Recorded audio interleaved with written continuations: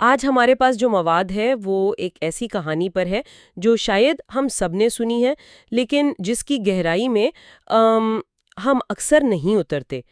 جنت میں حضرت آدم اور حوا کا قیام، ان کی آزمائش اور پھر انسانیت کے سفر کا آغاز۔ ہمارے ہاتھ میں آسمانی آغاز، جنت میں آدم و حوا نامی تحریر کے کچھ اقتباسات ہیں، اور ہمارا مقصد اس میں سے وہ اہم نقطے نکالنا ہے جو اس کہانی کو آپ کہہ لیں صرف ایک واقعہ سے بڑھ کر انسانی نفسیات اور روحانی سفر کا ایک نمونہ بناتے ہیں۔ تو آئیے اس کا جائزہ لیتے ہیں۔ جب میں یہ تحریر پڑھ رہی تھی تو مجھے سب سے زیادہ متاثر کرنے والی بات یہ تھی کہ کہانی کا آغاز مکمل کمال سے ہوتا ہے، یعنی کوئی کمی نہیں، کوئی محرومی نہیں۔ جی، حضرت آدم کو علم کی فضیلت دی گئی، فرشتوں سے سجدہ کروایا گیا اور پھر جنت میں ٹھکانہ۔ ماخذ اس مثالی ماحول کو کس طرح بیان کرتا ہے؟ یہ ایک بہت اہم نکتہ ہے کیونکہ ماخذ جنت کو صرف ایک خوبصورت باغ کے طور پر پیش نہیں کرتا، اچھا، وہ اسے ایک ایسی کیفیت کے طور پر بیان کرتا ہے جہاں انسانی وجود کے تمام منفی پہلو جیسے دکھ، بھوک، پیاس، خوف، تھکن وہ موجود ہی نہیں تھے۔ یعنی ایک مکمل سکون کی حالت۔ بالکل، یہ صرف جسمانی راحت نہیں تھی بلکہ ایک مکمل نفسیاتی اور روحانی سکون تھا۔ یعنی انسان اپنی آپ کہہ لیں ڈیفالٹ سیٹنگ میں تھا، ہر طرح کی پریشانی سے آزاد۔ اور اسی مکمل سکون کے ماحول میں تحریر ایک بہت دلچسپ انسانی ضرورت کی طرف اشارہ کرتی ہے، ایک ایسی ضرورت جو اس کامل ماحول میں بھی باقی تھی۔ وہ کیا تھی؟ وہ تھی انس اور رفاقت کی۔ یہاں ایک گہری بات یہ ہے کہ انسان کو تمام نعمتیں دے دی گئیں لیکن وہ اکیلا تھا۔ ماخذ اشارہ کرتا ہے کہ انسان کی فطرت میں سماجی تعلق اور محبت کی طلب رکھی گئی ہے۔ اللہ کی حکمت نے یہ گوارا نہیں کیا کہ انسان تنہا رہے، اور اسی لیے حضرت حوا کی تخلیق ہوئی۔ تو یہ صرف ایک ساتھی فراہم کرنا نہیں تھا بلکہ کچھ گہرا تھا۔ جی، یہ انسانی وجود کے ایک بنیادی حصے کی تکمیل تھی۔ یہ بات تو واضح ہے کہ حضرت حوا کی تخلیق انسیت کے لیے تھی، لیکن ماخذ اس بات پر کیسے زور دیتا ہے کہ ان کا حضرت آدم علیہ السلام ہی کی ذات سے پیدا ہونا اس رشتے کو کیسے مزید گہرا کرتا ہے؟ کیا اس میں باہمی تکمیل کا کوئی تصور ہے؟ بالکل، قرآن کی آیت کا حوالہ دیتے ہوئے تحریر اس بات پر زور دیتی ہے کہ اسی سے اس کا جوڑا بنایا تاکہ وہ اس سے سکون حاصل کر سکے۔ سکون؟ جی، یہاں کلیدی لفظ سکون ہے۔ جی، یہ سکون اس لیے گہرا تھا کیونکہ وہ ایک دوسرے کا حصہ تھے۔ یہ خیال کہ وہ ایک ہی ذات سے ہیں ایک ایسی وحدت و ہم آہنگی پیدا کرتا ہے جو دو اجنبیوں کے ملنے سے بہت مختلف ہے۔ صحیح۔ یہ صرف کمپینین شپ نہیں بلکہ کمپلیشن ہے، یعنی ایک دوسرے کی تکمیل۔ وہ ایک دوسرے کا عکس تھے۔ بالکل، اجنبی نہیں تھے۔ تو وہ ایک مکمل، پرسکون اور محبت بھری زندگی گزار رہے تھے۔ لیکن پھر کہانی میں وہ موڑ آتا ہے جس سے ہم سب واقف ہیں۔ انہیں ایک حد دی جاتی ہے، جنت کی تمام نعمتیں حلال سوائے ایک درخت کے۔ مجھے یہ ہمیشہ دلچسپ لگا کہ لامحدود آزادی کے بیچ میں ایک چھوٹی سی پابندی کیوں؟ اور ماخذ اس آزمائش کو صرف ایک حکم تک محدود نہیں رکھتا۔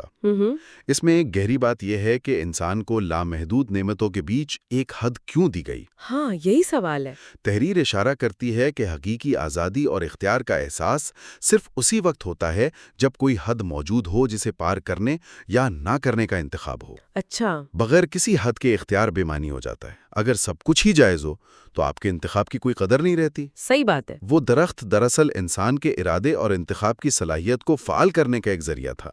وہ ایک سمبل تھا اس بات کا کہ تم آزاد ہو، لیکن تمہاری آزادی ذمہ داری کے ساتھ آتی ہے۔ تو یہ ایک طرح کا ٹیسٹ تھا، ہے نا؟ جی، مطلب ایک لائن کھینچ دی گئی تھی اور کہا گیا تھا کہ بس اس سے آگے نہیں جانا، اور یہیں پر کہانی کے ویلن ابلیس کی انٹری ہوتی ہے۔ تحریر کے مطابق وہ پہلے سے ہی حسد میں مبتلا تھا، اس نے انہیں ورگلانے کا فیصلہ کیا۔ ہاں، اور یہاں ہمیں بہکاوے کی نفسیات پر ایک ماسٹر کلاس ملتی ہے۔ ابلیس سیدھا سیدھا آ کر یہ نہیں کہتا کہ اللہ کا حکم توڑ دو۔ نہیں، بالکل نہیں۔ اس تحریر میں جو بات بہت واضح کی گئی ہے وہ یہ ہے کہ اس کا طریقہ بہت سوفسٹیکیٹڈ تھا. وہ دشمن بن کر نہیں بلکہ خیر خواہ اور دوست بن کر آیا. اور قسمیں بھی کھائیں. جی، اس نے قسم کھائی اور کہا میں تمہارا بھلا چاہتا ہوں. یہ پہلا سبق ہے. سب سے بڑا دھوکہ ہمیشہ خیرخواہی کے پردے میں آتا ہے. اور اس نے جو دلیل دی وہ بھی بہت ہوشیارانہ تھی. اس نے کہا تمہارے رب نے تمہیں اس درخت سے صرف اس لیے روکا ہے کہ کہیں تم فرشتے نہ بن جاؤ یا ہمیشہ یہی رہنے والے نہ ہو جاؤ. بالکل. اس نے ان کے دل میں ایک شک ڈال دیا کہ شاید ان سے کوئی اچھی چیز چھپائی جا رہی ہے. بالکل یہی. اس نے ان کی دو سب سے گہری اور فطری انسانی خواہشات کو نشانہ بنایا. کون سی دو؟ لافانیت یعنی ہمیشہ کی زندگی اور ٹرانسینڈنس یعنی فرشتوں جیسا بلند مقام. اچھا. یہ آج بھی انسانی نفسیات کا مرکزی نقطہ ہے. ہم ٹیکنالوجی، میڈیسن، ہر چیز میں اسی کی تلاش میں ہیں. صحیح. ماخذ ہمیں دکھا رہا ہے کہ یہ خواہش اتنی ہی پرانی ہے جتنی خود انسانیت، اور یہ ہمیشہ سے استحصال کا سب سے بڑا ذریعہ رہی ہے. تو اس نے خوف نہیں دلایا؟ نہیں، اس نے خوف نہیں دلایا بلکہ ان کی امیدوں اور آرزوؤں کو استعمال کیا. اس نے کہا کہ یہ درخت ممانعت کا نہیں بلکہ طاقت کا راز ہے. اور بالآخر وہ اس کے بہکاوے میں آ گئے اور وہ غلطی کر بیٹھے. لیکن میرے لیے کہانی کا سب سے اہم حصہ یہاں سے شروع ہوتا ہے، ان کا رد عمل. جی. تحریر کہتی ہے کہ جیسے ہی انہوں نے وہ پھل کھایا انہیں فوراً اپنی غلطی کا احساس ہو گیا. یہ احساس زیاں فوری تھا. یہ نقطہ بہت گہرا ہے. ماخذ کے مطابق یہ ایسا نہیں تھا کہ انہیں بعد میں کسی نے سمجھایا یا پکڑا. گناہ کا عمل اور اس کی سنگینی کا احساس تقریباً ایک ہی لمحے میں ہوا. یہ انسان کی فطرت یا فطرت سلیمہ کی طرف اشارہ کرتا ہے کہ ہمارے اندر صحیح اور غلط کا ایک اندرونی پیمانہ موجود ہے. اگلا قدم جو شاید سب سے زیادہ اہم ہے، انہوں نے کسی پر الزام نہیں ڈالا. انہوں نے یہ نہیں کہا کہ شیطان نے ہمیں بہکایا تھا اس لیے قصور اس کا ہے. انہوں نے کوئی بہانہ نہیں بنایا. یہ ایک اہم نقطہ ہے کیونکہ اکثر لوگ غلطی کے بعد جواز تلاش کرتے ہیں یا ذمہ داری کسی اور پر ڈال دیتے ہیں. جی. لیکن ماخذ کے مطابق ان کی دعا میں صرف اور صرف اعتراف ہے. اس دعا کے الفاظ میں ایسی کیا خاص بات ہے جو اسے توبہ کے لیے ایک نمونہ بناتی ہے؟ ان کے الفاظ تھے، اے ہمارے رب، ہم نے اپنی جانوں پر ظلم کیا، اور اگر تو نے ہمیں معاف نہ کیا اور ہم پر رحم نہ کیا تو ہم یقیناً نقصان اٹھانے والوں میں سے ہو جائیں گے. اس دعا میں 3 حصے ہیں جو بہت طاقتور ہیں. پہلا، ہم نے اپنی جانوں پر ظلم کیا. یہ غلطی کی مکمل ذمہ داری قبول کرنا ہے. جی. دوسرا، اگر تو نے ہمیں معاف نہ کیا، یہ اللہ کی حاکمیت اور رحمت کا اعتراف ہے. درست. اور تیسرا، ہم نقصان اٹھانے والوں میں سے ہو جائیں گے. یہ اپنی کمزوری اور اللہ کی مدد پر مکمل انحصار کا اظہار ہے. اس میں کوئی اگر مگر یا لیکن نہیں ہے. بالکل. یہ توبہ کا ایک مکمل بلو پرنٹ ہے. ذمہ داری قبول کرنا، معافی مانگنا اور مستقبل کے لیے اللہ کی رحمت پر انحصار کرنا. اس میں تکبر کا شائبہ تک نہیں، صرف عاجزی اور ندامت ہے.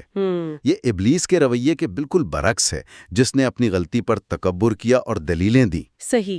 آدم نے غلطی کی لیکن ان کا رد عمل انہیں واپس اللہ کے قریب لے آیا. تو اللہ نے ان کی توبہ قبول کر لی، جو رحمت کا ایک بہت بڑا مظاہر ہے. لیکن ماخوذ کے مطابق اس قبولیت کے باوجود کہانی کا رخ ایک نئی سمت میں مڑ جاتا ہے. جی، جنت میں ان کا قیام ختم ہو رہا تھا. ذاتی یا کچھ اور؟ یہ ایک عام غلط فہمی ہے. اچھا. تحریر اس کو سزا کے طور پر نہیں بلکہ انسانیت کے سفر کے آغاز کے طور پر پیش کرتی ہے. یہ ایک طرح کی گریجویشن یا تعیناتی تھی. بالکل. جنت ایک محفوظ تربیت گاہ کی طرح تھی. اب انہیں جو علم، تجربہ اور توبہ کا سبق ملا تھا اسے ایک نئی جگہ یعنی زمین پر استعمال کرنا تھا. زمین کو انسان کی آزمائش گاہ بنایا گیا. تو یہ بے دخلی نہیں تھی بلکہ ایک نئی ذمہ داری تھی. یعنی یہ کہنا کہ آدم کی غلطی کی وجہ سے ہم سب زمین پر مصیبتیں جھیل رہے ہیں، اس تحریر کے نقطہ نظر سے درست نہیں ہوگا. بالکل نہیں. اس تحریر کا زاویہ یہ ہے کہ انسان کو زمین کے لیے ہی بنایا گیا تھا. جنت اس سفر کی تیاری کا پہلا مرحلہ تھا. اللہ نے انہیں زمین پر بھیجتے ہوئے کچھ اصول بھی بتا دیے. ماخذ کے مطابق اللہ نے فرمایا کہ تم زمین پر ایک مقررہ مدت تک رہو گے. وہاں تمہارے لیے رزق بھی ہوگا اور زندگی کی کشمکش بھی. اور سب سے اہم بات، ہدایت آتی رہے گی؟ جی، کہ میری طرف سے ہدایت آتی رہے گی۔ جو اس ہدایت کی پیروی کرے گا اسے نہ کوئی خوف ہوگا اور نہ کوئی غم۔ تو یہ ایک نئے مشن کا آغاز تھا، ایک واضح روڈ میپ کے ساتھ۔ بالکل، آپ اسے اس طرح دیکھ سکتے ہیں۔ پہلا ہے خوشحالی اور نعمت، یعنی جنت، زندگی کا وہ مرحلہ جب سب کچھ ٹھیک ہوتا ہے۔ صحیح۔ دوسرا آزمائش اور حد، یعنی وہ درخت، ایک چیلنج یا ایک اصول جس کی پاسداری کرنی ہے۔ پھر تیسرا انسانی کمزوری اور لغزش، یعنی بہکاوے میں آ کر غلط فیصلہ کرنا۔ پھر ندامت اور توبہ جو دعا کی شکل میں ظاہر ہوئی۔ غلطی کا فوری احساس اور واپسی کا راستہ۔ جی، اور آخر میں رحمت اور نیا آغاز، یعنی معافی ملنا اور ایک نئے مقصد کے ساتھ زندگی کو دوبارہ شروع کرنا۔ یہ تو ہر انسان کی کہانی ہے۔ بالکل، ہم سب ان مراحل سے بار بار گزرتے ہیں۔ یہ کہانی ہمیں بتاتی ہے کہ گرنا مسئلہ نہیں ہے، گر کر وہیں پڑے رہنا مسئلہ ہے۔ اور جو اسباق اس سے نکلتے ہیں وہ بھی صرف مذہبی نوعیت کے نہیں بلکہ گہرے نفسیاتی اصول ہیں۔ پہلا تو یہ کہ سب سے بڑا خطرہ وہ ہوتا ہے جو دوستی کے روپ میں آئے۔ جی۔ دوسرا یہ کہ ہماری سب سے بڑی خواہشات ہی ہماری سب سے بڑی کمزوریاں بن سکتی ہیں اگر ہم ہوشیار نہ رہیں۔ اور تیسرا، جو شاید سب سے زیادہ امید افزا ہے، وہ یہ کہ غلطی کو تسلیم کرنے کی صلاحیت ہی انسان کی عظمت ہے۔ بہت خوبصورت بات ہے۔ اپنی غلطی کا دفاع کرنا ابلیس کا طریقہ ہے اور اسے مان کر معافی مانگنا آدم کا طریقہ ہے۔ یہ کہانی ہمیں بتاتی ہے کہ انسان ہونے کا مطلب فرشتہ ہونا نہیں ہے، یعنی غلطیوں سے پاک ہونا نہیں، بلکہ انسان ہونے کا مطلب ہے غلطی کرنا اور پھر اس سے سیکھ کر توبہ کر کے بہتر بننا۔ اور آخری نکتہ، اللہ کی رحمت کا تصور۔ یہ کہانی سزا سے زیادہ رحمت اور معافی کی داستان ہے۔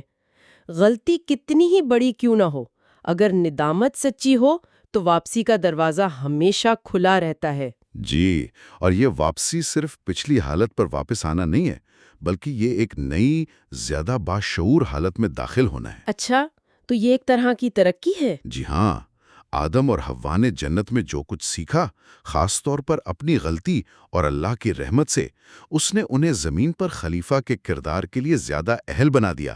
ان کا تجربہ رائے گا نہیں گیا۔ تو ہم نے دیکھا کہ کس طرح جنت کے سکون سے لے کر زمین کی آزمائش گاہ تک کا سفر طے ہوا۔ یہ کہانی غلطی اور معافی کے گرد گھومتی ہے، لیکن اس کا اختتام مایوسی پر نہیں بلکہ ایک نئے مقصد، ایک نئی ذمہ داری اور ایک نئی امید کے ساتھ ہوتا ہے۔ یہ ایک اہم سوال پیدا کرتا ہے جس پر غور کیا جا سکتا ہے۔ اگر جیسا کہ اس تحریر میں بتایا گیا ہے، زمین پر انسان کا آنا سزا نہیں بلکہ آزمائش کے سفر کا آغاز ہے۔ تو پھر جنت میں کی گئی پہلی توبہ زمین پر پیش آنے والی ان گنت آزمائشوں اور چیلنجز سے نمٹنے کے لیے ایک بنیادی نقشے یا بلو پرنٹ کا کام کیسے کرتی ہے؟